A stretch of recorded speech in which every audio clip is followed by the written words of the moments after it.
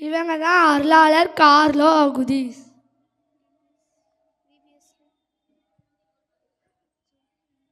அவரை பற்றி எனக்கு தெரியாது, நீ அந்த கதை சொல்கிறியா? சொல்லுவேன்.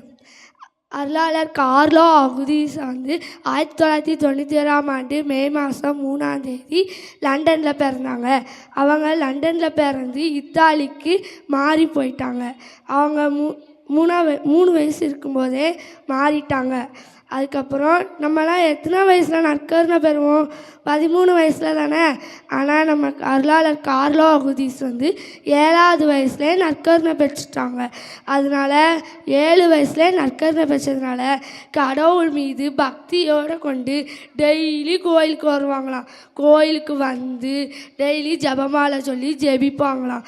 அதனால் அவங்களுக்கு திருப்பலியில் நடக்கிற சடங்கு முறைகள்லாம் ரொம்ப பிடிச்சிரும்.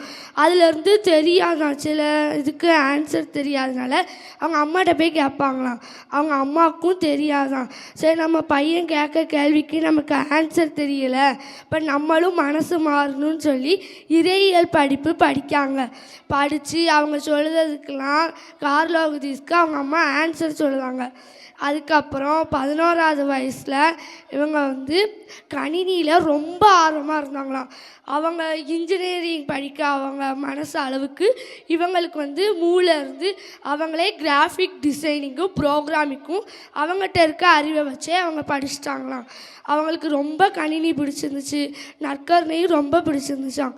அதுக்கப்புறம் அவங்களும் திடீர்னு ஒரு நாள் ராஜேஷ் மோகன் அப்படிங்கிறவங்க ரொம்ப சோகமாக கணினியில் இருந்தாங்களாம். அப்போது தான் நம்ம கார்லோ அகுதீஸ் வந்து ஒரு பேஜ் வெளியிட்டாங்க. தல திரு அவை சமுதாயத்தின் அடித்தளம் அப்படின்னு ஒரு பேஜை வெளியிடுறாங்க. அதை நம்ம ராஜேஷ் மோகன் வந்து பார்த்துட்டு மனசு மாறி நம்மளும் இயேசுவோட சீடர் ஆகிட்டேன் அப்படின்னு சொல்லிட்டு சான்று பகிர்றாங்களாம். சரின்னு சொல்லிட்டு அதுக்கப்புறம் நம்ம கார்லோ அகுதீஸ் வந்து அவங்க இயேசு சபை ஸ்கூலில் தான் படித்தாங்களாம். அவங்க படிக்கிற ஸ்கூலில் உள்ள ஸ்டூடெண்ட்ஸு, அப்புறம் அவங்க கூட படித்த ஃப்ரெண்ட்ஸு, முதியோர்களுக்கு, அடுத்து நாடு விட்டு நாடு வரும் அகதிகளுக்கு எல்லாத்துக்கும் வீட்டுக்கு கூட்டிகிட்டு போய் சாப்பாடு கொடுத்தாங்களாம்.